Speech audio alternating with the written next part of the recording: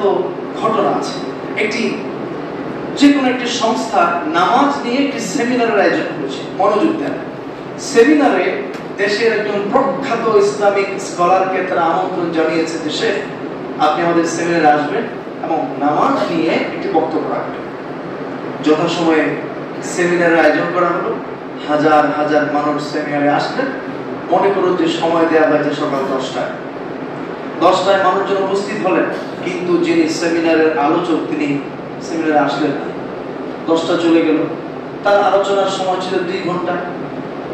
11টা বেজে গেল, তিনি আসলেন 11টা শেষ হওয়ার কিছুক্ষণ আগে, অর্থাৎ তার নির্ধারিত সময়ে একটু সময় বাকি থাকতেই তিনি আসলেন এমন অবস্থায় যে তার পুরো শরীর ঘেমে গিয়েছে, কাপড় ভিজা, কেমন যদি তিনি তাড়াহুড়া করছেন। এসে স্টেজে দাঁড়িয়ে বললেন যে প্রিয় ভাইরা, আমি দুঃখিত যথাসময়ে আপনাদের কাছে আসতে পারিনি, আমার অনেক ব্যস্ততা ছিল। এই কথা বলে তিনি 2-4 মিনিট কি যেন বললেন খুব তাড়াহুড়া করে। কিছু মানুষ বুঝতে পারলো, অধিকাংশরা কিছুই বুঝতে পারলো না। তিনি বললেন ওমা আলাইনা ইল্লাল বালাগ ওয়া তাওফীক ইল্লা বিল্লাহ ওয়াসসালামু আলাইকুম ওয়া রাহমাতুল্লাহি ওয়া বারাকাতুহু। আজকে মত চলে যাচ্ছে। আয়োজকরা তার প্রতি বড়ই বিরক্ত হলেন, উপস্থিত শ্রোতারাও তার প্রতি চরম বিরক্ত হলেন। এত আশা নিয়ে ভরসা নিয়ে আসলাম, তিনিই বা কি বললেন? আয়োজকরাও লজ্জিত হলেন। তখন শায়েখকে বিদায় দেওয়ার সময় বললেন যে শেখ, আপনাকে বলো, আপনাকে দাওয়াত দিলাম কেন? হাজার হাজার মানুষ আসলো, আর আপনি কাজটা করলেন কি?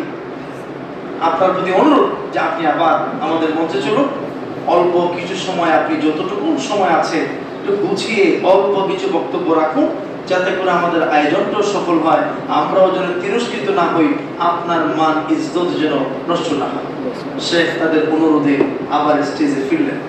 ফিরে তিনি বললেন, আচ্ছা, আজকে আপনাদের সাথে আমি যে আচরণটা করেছি, লেট করে আসলাম, পোশাক আশাক ঠিক থাকলো না, এমন কিছু করলাম, আপনারা কিছু বুঝতে পারলেন না।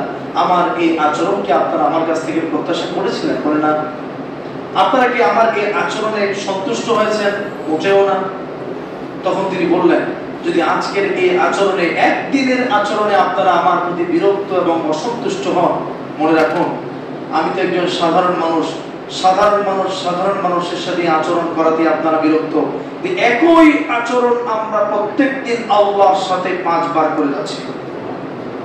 নামাজে যখন আসার কথা তখন আসি না, নামাজ পড়ে শেষ সময়ে মসজিদ যেন কারাগার, 1 মিনিট আগে ঢুকি। এমন সব দ্রুত পদ্ধতিতে নামাজের সূরা, কিরাত, তাসবিহ, তাহলিল গুলো পড়ছি যার অর্থ আমরা জানি না। আর অর্থ জানলেও আল্লাহর সাথে কিভাবে ভদ্রতার সাথে কথা বলতে হয়, আল্লাহর সম্মানে কিভাবে তাসবিহ পড়তে হয়, আল্লাহর মতো মহান প্রভুর সামনে দাঁড়িয়ে কিভাবে তাকে সম্মান জানাতে হয়, সেটার পরিবর্তে চরম বেয়াদবির সাথে ঠুকঠাক সিজদা করে তাড়াহুড়ো করে নামাজ পড়ে চলে যাচ্ছি। তিনি বলছেন, আজকের দেরিটা আমি ইচ্ছে করে করলাম যাতে করে বাস্তবে আপনাদেরকে বোঝানো যায় যে এটার নাম সালাত নয়। প্রিয় ভাইয়েরা আমার, একই কাজকে আমরাও করছি না আল্লাহর সাথে? বেয়াদবি।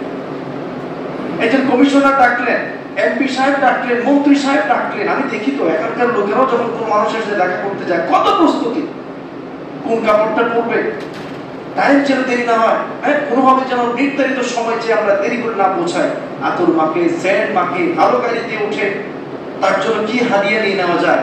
আপনি আল্লাহর সাথে দেখা করছেন, তিনি কমিশনার, এমপি, মন্ত্রী, প্রধানমন্ত্রী, রাষ্ট্রপতি নয়, যার এক শব্দের উচ্চারণে গোটা পৃথিবী ধ্বংস হয়ে যেতে পারে।